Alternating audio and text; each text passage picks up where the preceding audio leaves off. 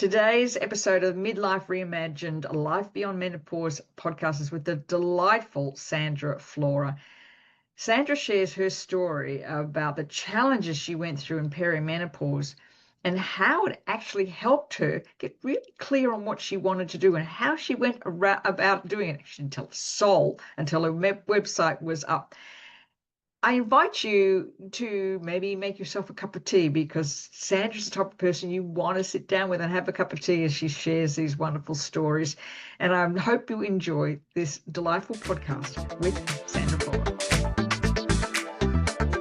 Today I'm thrilled to introduce to you the wonderful Sandra Flora. And again, we've got other accents. Sandra originates from Ireland, and she's been living here in Canada for 34 years. She's a mum and a grandma, but she's also, in her spare time, an interior decorator, and she runs Sandra Flora Home Design and works with people of all ages and stages of life. Some are starting out, some are raising families, and others are downsizing and entering into a new chapter. But as Sandra says, they all have one thing in common, and is that they want a home that feels comfortable, personal, and supportive of how they actually are and how they actually live. And I love that. Welcome, Sandra. Thank you, Sally. Thank you for having me. It's my pleasure to be here today. I follow you on Instagram and see these beautiful spaces that, you know, look kind of okay when you start, and you just add this like an accent or a color, and it just totally transforms the room. You just have this eye, from what I can tell, for being able to see the possibilities. Thank you very much. Yeah, sometimes all it takes is just to come in and change a few things around, and it doesn't cost people, we'll say, an arm and a leg to reform their space. But yeah, no, I love doing what I'm doing. I absolutely enjoy it. Yeah. How long have you been doing this? So I was originally doing hair for 29 years. That's how I started out my journey. I was a hairdresser, but part-time on the side when I was raising my kids. I used to stage homes for realtors. Yeah, but it wasn't something, it was just kind of, one day a friend of mine who is a realtor said to me, I just love how you pull your space together and do this and do that. Have you ever thought about? I was like, not really, but sure. And I went along on a few of our homes, and I would go in and tweak a few things here and there. And then one thing led to another, and I started, working for other realtors. But like I said, just part-time. So then I kind of just forgot about that, continued with the hair. And when the pandemic hit us, the hair salon I was working in part-time closed. So I thought, you know what? And I'm trying to think how old I was, 48, around that. Yeah, 48. And I was going through, like, we'll say, what the doctor said, oh, we think it's perimenopause. And I thought I was going crazy. I was kind of fed up dealing with people like sitting in my chair one-on-one. And there was days where I felt like I would just love to just buzz all the hair. Like, I can't, well, okay. Yeah. So I thought, Sandra, I think it's time for you to take a different approach to maybe a new career, or maybe decide to just relax, or, enjoy your grandchildren. So anyway, I decided, no, that's not me. I've always been the type of person, I need to be doing something. I need to go, go, go. And I decided to start my interior decorating business in just when the pandemic hit. The hair salon closes. I spoke to my sister-in-law who does, websites and marketing. And I said, this is my idea. I don't want to tell the family, because there was times in my life where I was, going to do this and do that and just never follow through with it, of exhaustion and like all kinds of things going on, right? So I thought, no, this is one time I'm going to do it. I had the confidence. Yeah. So I launched Sandra Flora Home Design, took my husband out for a Charlie Doan store from White Rock. And I said, hey, we're going to have a glass of wine. That was the time when they were letting 3 and 4 in a restaurant with the masks. And I said, Google my name. And there I was, website and all. And that's when Sandra Flora Home Design started. And I took the bull by the horns and ran. And I'm still going. It's been 5 years. So that's kind of how it all came about. But I did have some courses on design, decorating, staging throughout my life, right? Yeah, so here I am. And you sweating, hot flashing. We'll get on your menopause journey in a minute, right? It's one of those things where the hot flash just comes, right? Can't do anything about it. Yeah. So had you told him that you were going to do this? No. Oh, it was a total surprise. No, because like prior, like I said, I'm going to, I want to maybe do this business or do that. I'm fed up of hair, and my kids weren't requiring so much of my time, they're becoming teenagers. So I found myself having a little bit more time, I would say, idle time. I thought, I would always think of, what else can I do besides this and that? And I would share this, and then it would fall to the wayside, and I'd never, right? So I thought, no, this is one time. I'm going to keep this to myself, first of all, to see if I'm going to follow through. And second of all, I really want to show that I'm not just a talker, I'm also a doer, and I'm going to accomplish what I set out to do here. And I felt like I was way more confident in myself.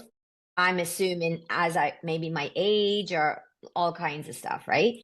So that was when he seen, and he was sitting at the restaurant, and he looked, and he just kind of looked up at me, and he said, my God, he said, this is actually bringing a tear to my eye. And I'm like, don't get weepy on me. But he said, this is amazing. And he continues to be my biggest supporter, always in my corner. Yeah, he's been amazing. My children, my daughter-in-laws, my grandchildren, my family, like just great support system. So that helps too. That's really important though. And they sometimes And I love the way you kind of kept it to yourself, because you had created almost a habit of saying you're going to do something. So this time it was like, this is really important to me. So I'm just going to, and then to show him at the restaurant. What a great story. I think that's just wonderful. Yeah. So he was surprised and shocked. It's interesting though. I hear from so many women now, the pandemic was really a turning point for many people. I mean, as awful as it was, well, I know for us, that was the reason we chose to come to Canada, was that, we were never going to be separated from our children again. I mean, I think I've heard this from a lot of people, and I think that kind of pandemic time was like, okay, is this what I really want to be doing for the rest of my life? Like, how can I make a difference? And I love your story about standing with the people in your chair. Isn't it typical? I mean, that's what perimenopause is all about. It's like, do I have to put up with this for the rest of my life? And I didn't know what was happening to me, to be honest with you, Sally, because every doctor that I went to from, I'm going to say the age of 38 to I'm going to say 48 when the pandemic hit. You just have anxiety, or like, no, you're not, your hormones, you're normal. And so you tend to feel like, well, if I'm normal, why am I feeling like this? And then anxiety, I'm like, have I got, because I'd be so tired sometimes of thinking, Jesus, have I got cancer? Or, all kinds of things. Like, it was just, so I think I spent 10 years living inside my brain, verbalized it a little bit. But then you're like, okay, people don't want to hear this. So just move on. I don't have hot flashes. I still have regular periods. So maybe they're right. Maybe it's me. There's something wrong with me. And I guess I'll never find out. Right. And because up till now, the medical profession has really not had the research or the money to research women going through perimenopause, and especially at your age, which is slightly early than normal, whatever normal is, they wouldn't have even looked at it. And I know I have a similar story. I thought I was going crazy. I thought I'm either dying of some dreadful disease or I'm in early onset dementia, because the brain fog was just terrible. I couldn't remember what I was doing from one minute to the next. I think there's, your story about that is probably a very common one even now. that we don't understand what actually happens. Yeah. So when was the moment you kind of figured out this could be perimenopause or menopause? When was that moment for you? So I spent a lot of time, I went to some nature, and then I spent a lot of time in and out of health food stores, trying all kinds of different herbs, talking to the people in the health food stores, and they said to me, you're not too young to be going through perimenopause. They said, like, I'm going to say I was like maybe 44. Yeah. And I said, but doesn't that mean you don't have a period anymore? Because I spoke to my mom, and my mom said, oh, I was 52 and once your period stopped. But there was never talk about menopause. You know what I mean? Like that just wasn't, it was like, okay, your period stops and now you're on a different trajectory of life. But like to be tired, to sometimes be so angry, to be snappy, to be bloated, weight, like just nothing sat right. And to feel like, where's that happy person where's Sandra? You know, is she gone? Or is it stress? Or like, it was like a health food store one day when this actually guy in the health food store was so helpful about talking to me. And he said to me, I don't want to be rude, he said, but this is called, like, it's the change of life, perimenopause. And he said, and then we have postmenopause. And like, he explained the stages to me. And he said, it's not one size fits all. And just because your doctor said your blood hormones are showing like within normal range doesn't mean that they were always normal range, because maybe they were different 5 years ago. None of that, right? So that was kind of the moment I went, oh, this must be what's going on. Menopause, really? or perimenopause. Yeah. Yeah. And then anxiety, that controlled a lot. That took over a lot. Yeah. And you know, it's interesting because when we know what we're dealing with, it takes away that, oh, I'm not going nuts. I'm not going like this. This is normal, for want of a better word. And I was a little bit the same as you. I actually don't know when menopause happened because I went through just real challenges with perimenopause and ended up with a Mirena IUD. So the period stopped. I just don't know when I went, like I can't, because menopause is 12 months to the day of your last period, but I have no idea when that happened. I just know that suddenly I started to feel, I could see myself coming out of the fog. I could see myself coming out, I started to be able to put some things into practice that hadn't been there before, because as you're talking about, I mean, you had to go to numerous places to listen, to find, and so many women do that. I know you've said in the notes you sent to me, you'll talk about this now, because nobody ever has, really. No, nobody ever did. I don't know if maybe years ago it was like, I remember like growing up in Ireland, and I was just young. I left when I was 14, but I remember like you'd hear a lot of like women, oh, her grandmother, and that grandmother would have been 50, let's say, right? Because we were young kids. She's in like a place called like RD. Well, RD would be like a mental institution, like we had Riverview here. Or a lot of women were going to these places, and you would hear, oh, she had to have electric shock therapy. And I remember as a young girl feeling like, oh my God, oh, that woman's like, we'd be told, oh, they're crazy. Like, but that wasn't what it was all about. Now that I look back and kind of think, those poor women were in the change of life, standing at the front door, red, soaked in sweat. Like when I think about it now, I think back then some women that couldn't cope, like some women cope better than others, right? So the ones obviously that were having such a hard time, they just sent them off to medicate them, electric shock them. And I think, right, that's how it went. It used to be called hysteria. So therefore, a lot of people didn't talk. There you go. See? So like looking back at that, and then so no one spoke about the change of life, or, because it was like, you don't want to say anything as a woman because you don't want anyone to think you're crazy or something. There's what could be wrong with you? There's nothing wrong with you. Like, you know what I mean? So for me, like kind of looking back on that, I feel sad for those people that couldn't get the help and didn't have the knowledge. And today we have come a long way, that's for sure.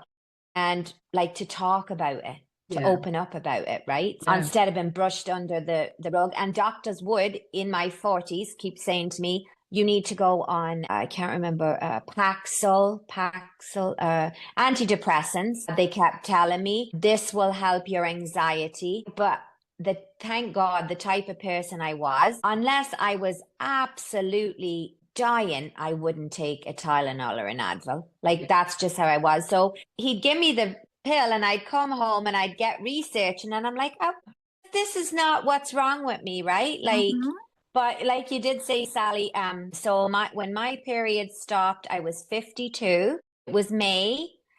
And so after the year and a half, I'm going to say, is when I wondered all that stuff that I went through and how I felt was no longer there. Or I was mentally coping and dealing with it. And I went to myself, oh my God, it must have been hormone fluctuations. So I'm so glad I didn't take these things that were prescribed. I'm so glad I didn't do this or do that. It was just the natural process of the body.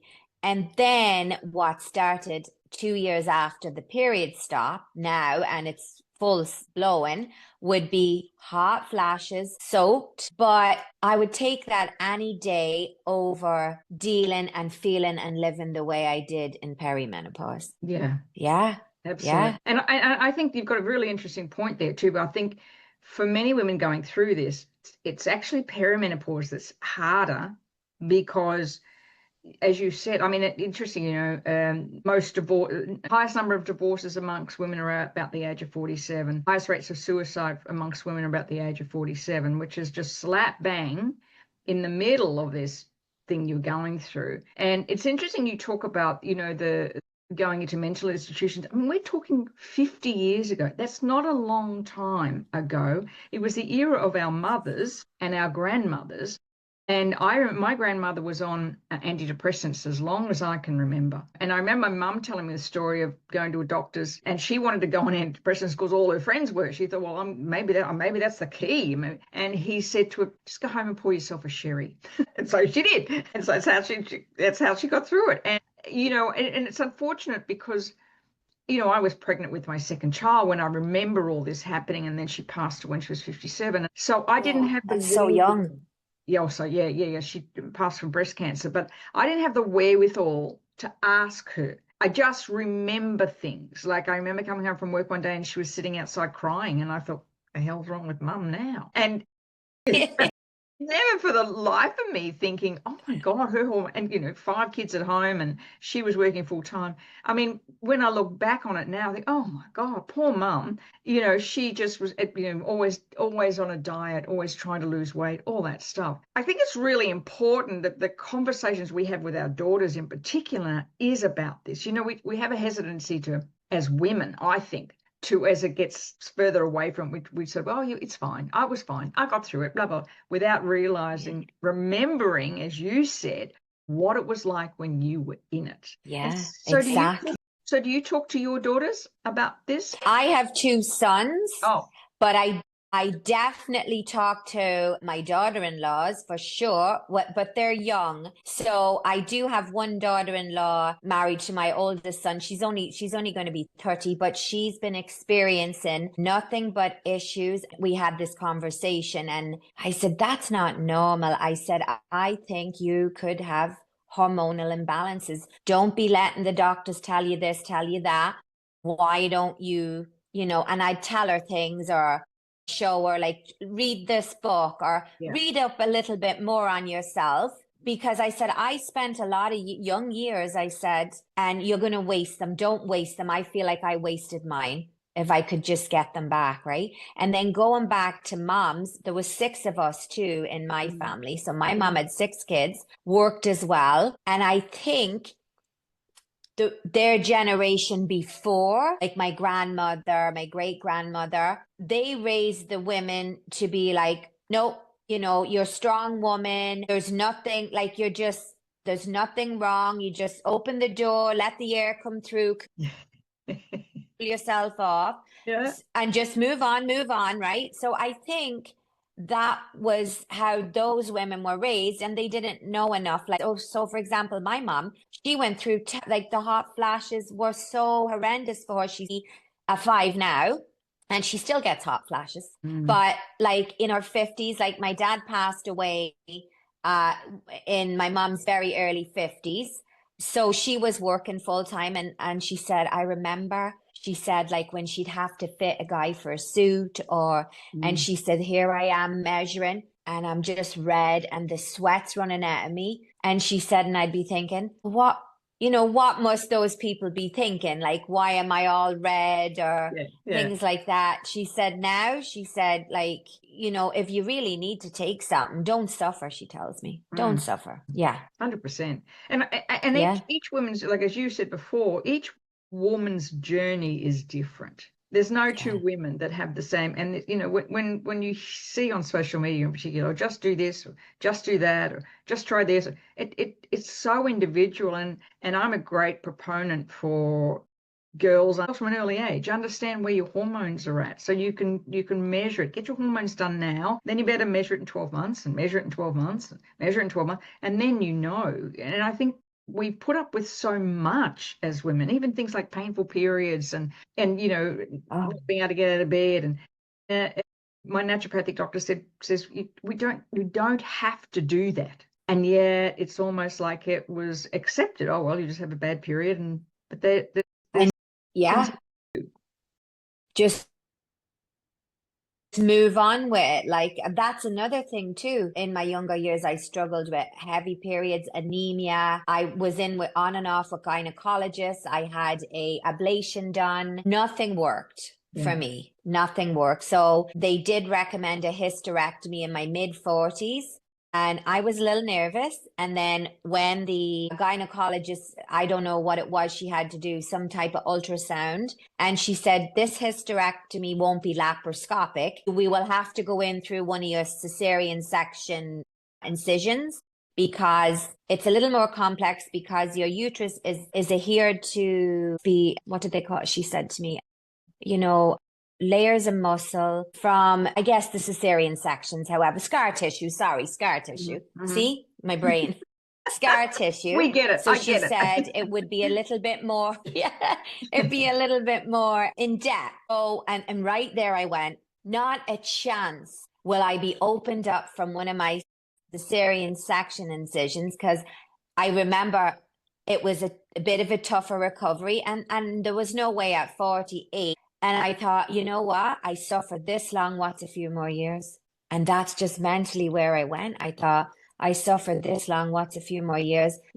I should be. My mom was 52. My granny was 52. So please, God, fingers crossed, I'll stop at 52. And they did. And my iron levels, I remember ferritin levels were always 3, 5, 7. Now they're 75. Wow. That's so amazing it's to like, even function. Yeah, and I was like a wet, honestly, like a wet dish rag. Incredible. I just felt like, a wet dish rag that you wring out. That's how I would explain it to my husband. I'd say, see that dish rag, and you go to wring it out and it just flops. I said, that's how I feel every day.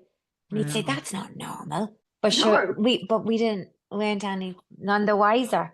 No.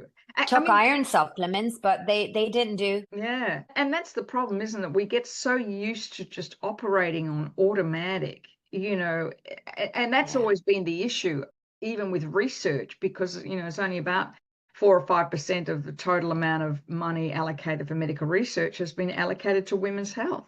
And of that, about 3% of that is serious diseases such as cancer and diabetes and heart disease.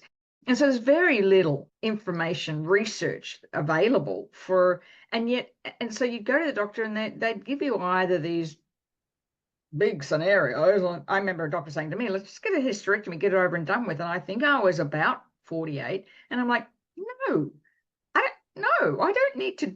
And then, so I got a second opinion, and the second doctor, who was wonderful, said, no, there's lots of things, but it's almost like, oh, well, just you're done now. And of course, hysterectomy just brings all the other issues along with it. I mean, for women who have had to have a hysterectomy, and in most cases it is usually a last resort. But I know the challenge they have with it, especially if you're a young age of 48. I mean, we think of young 48 being young. It is young. It is. But the funny thing is, people, would I go back to 48? No, because I think of those years from, like I said, 38 to 48, and the way I felt, the struggles. No, I'm quite happy and content being me now at this age, if that makes sense. I totally agree with you. I didn't like my 40s at all. When I look back on it, it was like staying alive. Just in my 40s, just staying alive. The all the issues.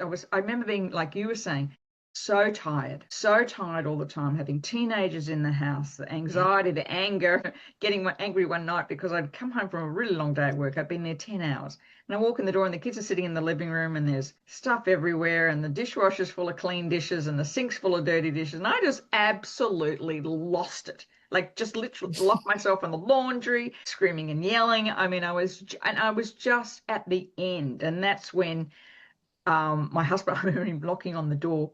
What do you need? I don't know what I need. Whatever, just do it. Don't ask me to think about what I need. But it was just this constant, and probably you were the same. Teenagers in the house also going through their own hormonal issues. I think it's Mother Nature's greatest joke to put, pubescent teens in with perimenopausal mothers. And my husband used to go in the garage and just, I think I'll just stay here. Yeah, my husband played guitar, right? And I think they were his outlets, but that brought me to a funny thought. My son, my oldest son, he's 30. And I remember when we lived in Richmond, he would have been probably about maybe 13. And I was having a meltdown in the kitchen. I remember my husband said, come out of there, right? Because I said, if one of you don't leave, I'm going to pick up something and throw it. So he goes in and he says to my husband, I think mom's in that, metamorphosis. No, he did. Metamorphosis, he said. He was trying to menopause, but I'll never forget that. Mom's in metamorphosis. Oh my God. Really? I was in Perry. I think mom's in that metamorphosis. Poor kid, right? Like, when I think of that, I laugh, Yeah. Well, that's probably what I was. Yeah. The thing is, that's actually what's happening. We are in a metamorphosis. We are evolving. Our body's trying to adjust to this. Is like estrogen, comes out. As I say to people all the time, it actually gets better. Like, it gets better. You don't care as much about things that are unimportant, right? Yeah.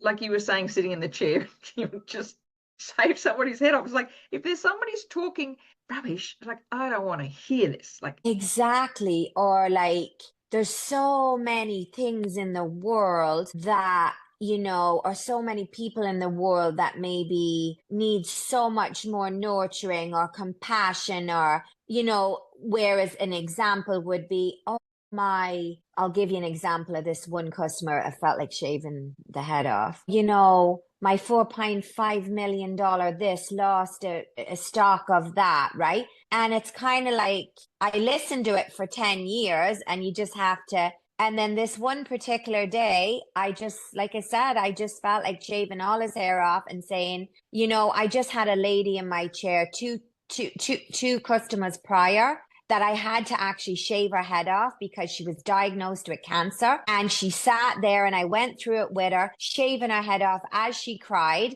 And I could feel the anger inside myself when he was going on about losing, I don't know, a few $100. And those little things really annoyed me. I thought, Sandra, you got it. And now be done. And I would think I was coming to the end of my days in that industry. Yeah. It's interesting. Your story is so, cognizant, I think, of many women that get to a point and you go, is this it? Like, do I have to listen to this for the rest of my, so many women leave corporate or start new careers or you go back into corporate, it's that wonderful change. I love it. I think it really redefines us as women. And I love in particular what you're doing now, because you actually, when you go into homes, you're just recreating something so wonderful for people to live in that says something to them. And that's the space. Like, your home is your space where you want to come home and it's almost like a hug. You want, like, when someone gives you a hug, put their arms around you. Well, you want to come into your space and feel like you're getting a hug. You want it to feel like your safe space, your comfortable space, right? Like, so, and I love giving that to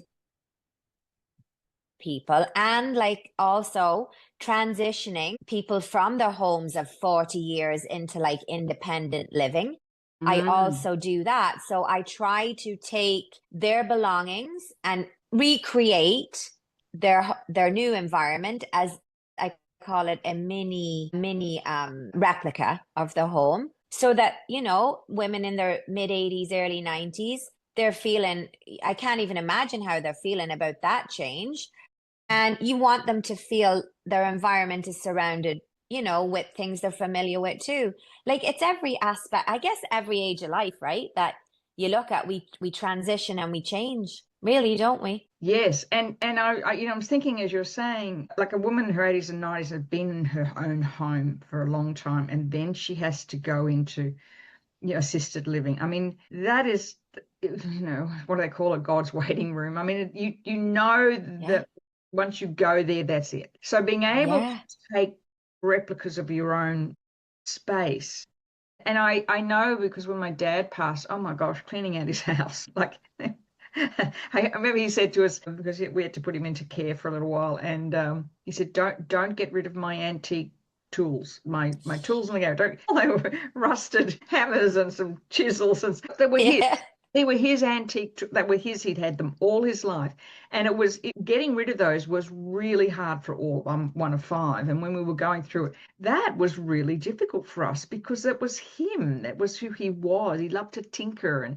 But it's hard, isn't it? Like, they're going from a house to let go. Yeah. Yeah, so, it's sad. Yeah. So when you're doing, like, do you sit and talk with them for a while? Do you? Yeah. Oh, yeah. So I would meet the family. Like, yeah, I've met some amazing people along the way. And one of my stories I did write, and I shared in one of, I think it was one of the books, Pursuit 365.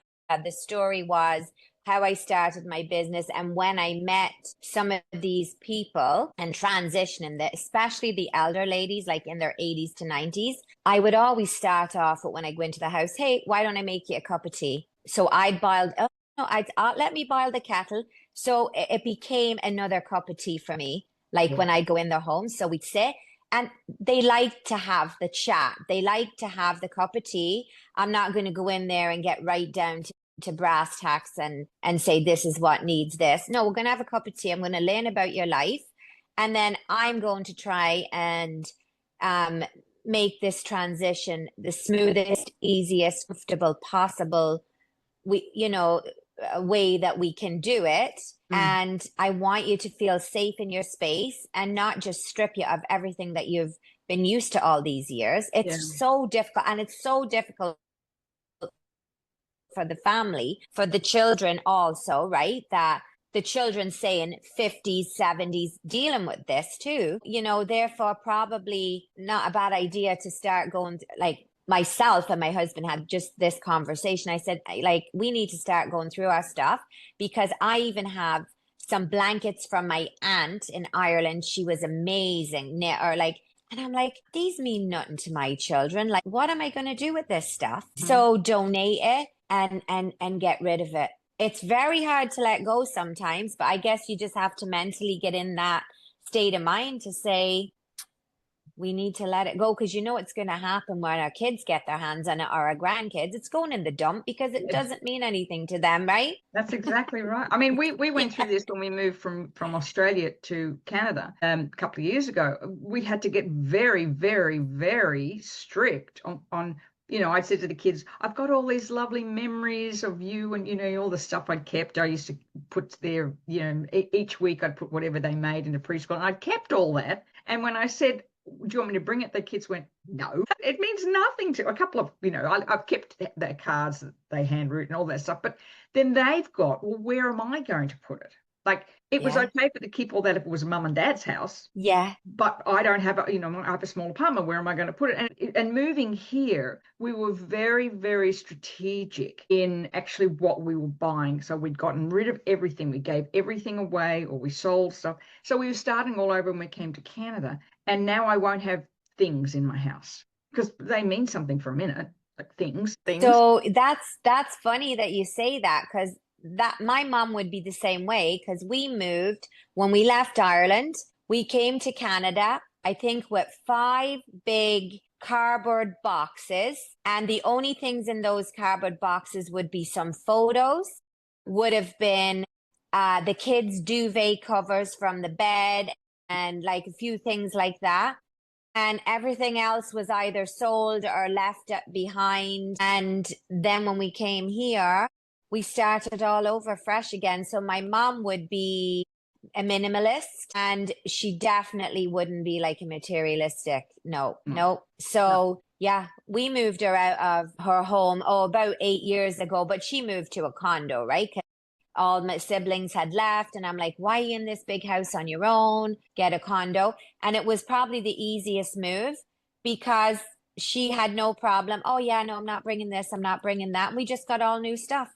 And it feels good too. And of course, her photos and the things that mean something, but Yeah. we don't need, boxes upon boxes upon boxes of stuff, because what are you going to do with it? Mm-hmm. Store it and then Mm-hmm. take up space. And Mm-hmm. it takes up space in your mind also, Exactly. because you feel, I know I do, if my closets or anything, gets a little unruly, I automatically start to feel heavy.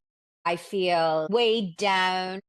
And as soon as I clear that out or clean it or rearrange things or change, I just feel fresh, uplifted, right? So Yeah. that's kind of what I do when I go into people's homes, right? Even like, yeah, just a small refresh, a small change, anything. It can be from small little thing to a big renovation, right? Yeah. So, And I but think, yeah, say oftentimes, the more cupboards you've got, the more stuff you've got. The cupboard, you'll just put stuff in. And I mean, even this year, we've only been here 2 and a bit years, and I still pull things out of my closet this year and thought, I didn't even wear that last year. Like, why am I still, even after 2 years? And I agree with you. I like clean spaces. I'm a Virgo, so everything's got a place.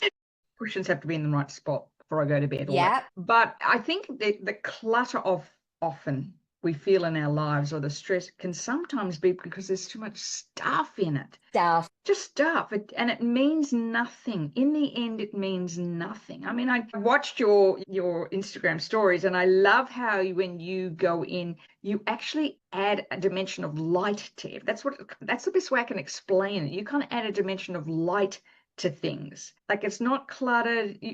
There'll be one or two extra little bits and pieces, but they're not heavy. Yeah, I see that a lot in the yeah. work that you do.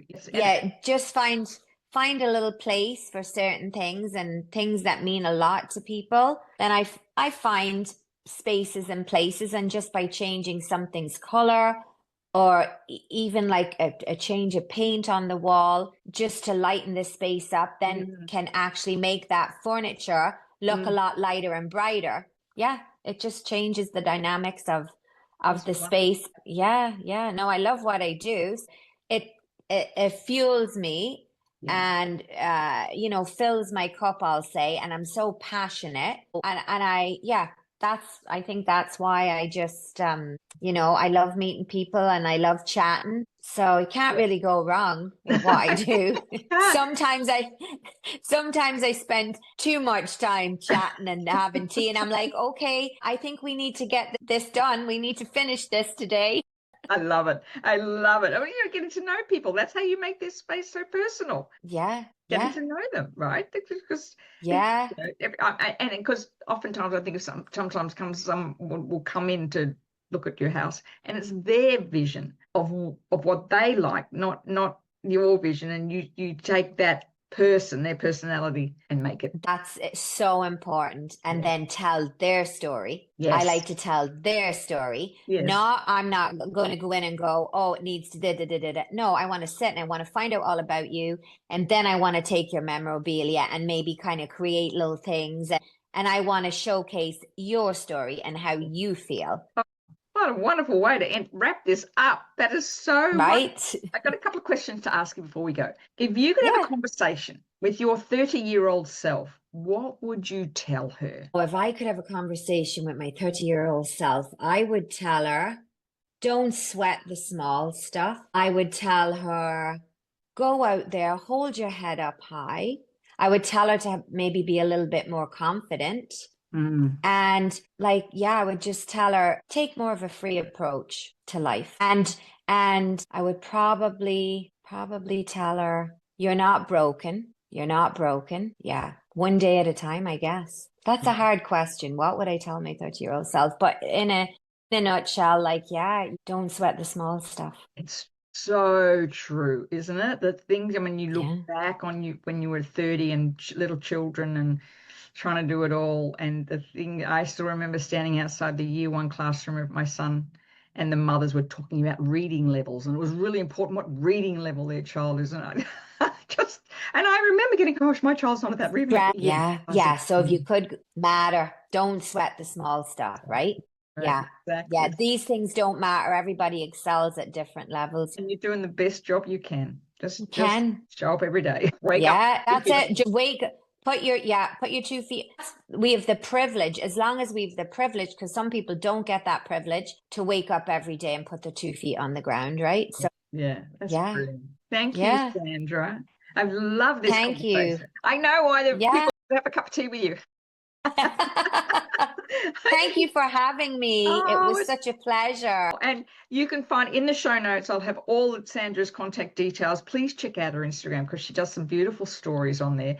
And to give you an idea of just how she works. And if you're in Vancouver, please reach out to Sandra. If you're having trouble, figuring out what works and what doesn't. And if you have an elderly parent, you've got this transition, it's so much nicer if somebody else, like Sandra, will sit down and have a cup of tea with them. They're not going to be mean to you. That's what I was just going to say. Or even if you just want to call me up and go meet for a coffee and a chat, feel free.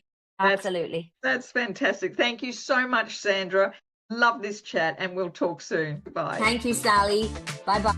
Well, I hope you enjoyed that wonderful episode with the gorgeous Sandra Flora. Don't you just love her accent?